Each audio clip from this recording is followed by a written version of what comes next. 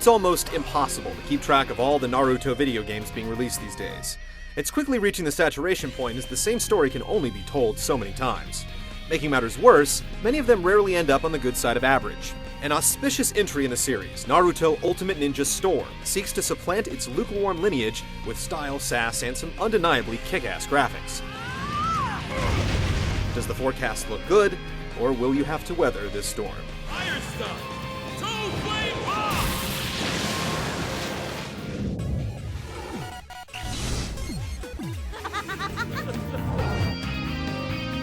Ultimate Ninja Storm covers a whopping 135 episodes of the anime series before its credits roll. This fencing sets up the Tangerine Trickster's tale right up to the Sasuke retrieval arc, I won't let you go to Orochimaru! falling just a whisker shy of the Shippuden timeskip.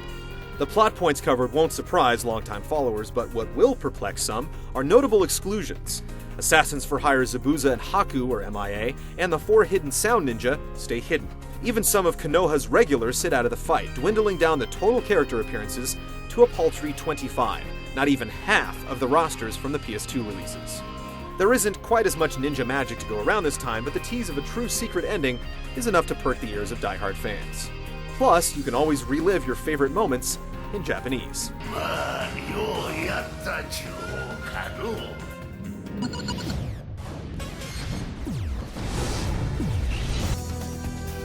Like Ultimate Ninja 3 and Rise of a Ninja before it, Storm drops players under the verdant canopies of Konoha Village, an open-world hub suitable for some quest-taking, scroll collecting, and treasure finding when the opportunity presents itself.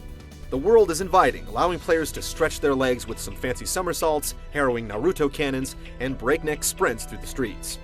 As a ninja for hire, you'll find that there's almost always something that needs to get done in the village, shown by telltale markers on the map. Side missions will often have you vaulting through trees, playing hide-and-go-seek, and collecting scrolls in the fastest time possible. Main missions ask you to throw down in a fight with varying conditions. It's a river that the series has drifted down before, and to be frank, it's disheartening to be playing the same glorified minigames the third time around. All right! What Storm lacks in variety, it tries to make up for in bulk. There are tons of missions, and the occasional sprinkling of achievement-based accomplishments like logging in a certain amount of hours into the game. Your efforts won't go unnoticed, as you'll soon find yourself with a considerable cache of trinkets to sell, money to spend, and scrolls to trade for various items and extras. Storm is apt to let you in on just how much you've done in the game, and the new diorama feature lets you see the fruits of your labors play out in bite-sized miniature fun. The world of Naruto is scenic, but restricted. The free-roaming aspect is still only loosely so, and the missions still lack ingenuity. Your enjoyment of the game will be directly proportional to how much you enjoy collecting and completing. Outside of Ultimate Mission Mode, player matches can only be played offline, and needless to say, the village is due for some renovation.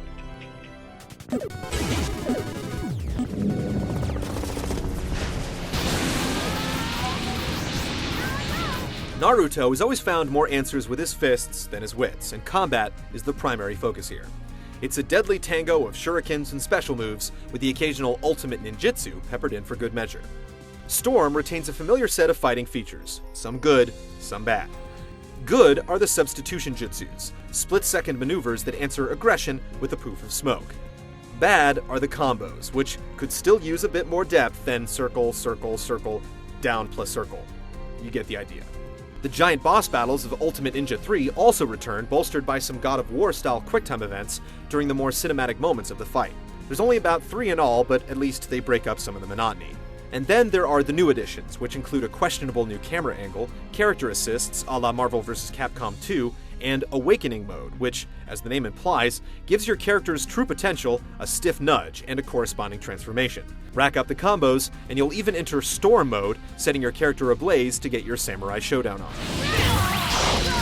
Just like its ilk, Storm's easy to play and even easier to master. It's great for young ninjas, but not so much for the older crowd. The game sometimes sparkles with opportune substitution jutsus and well-timed assists, but for the most part, Storm's still playing with the same rusted tools. How shall I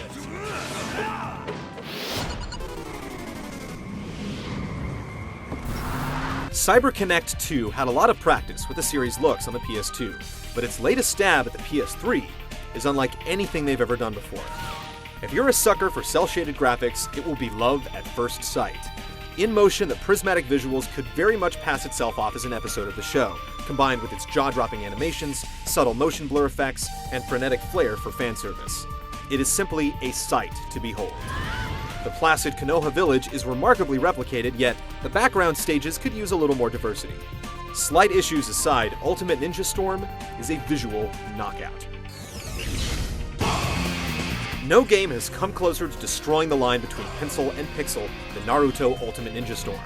But after the honeymoon is over, the romance doesn't last. The series is struggling for some new ideas, and this game isn't going to be the one to provide them.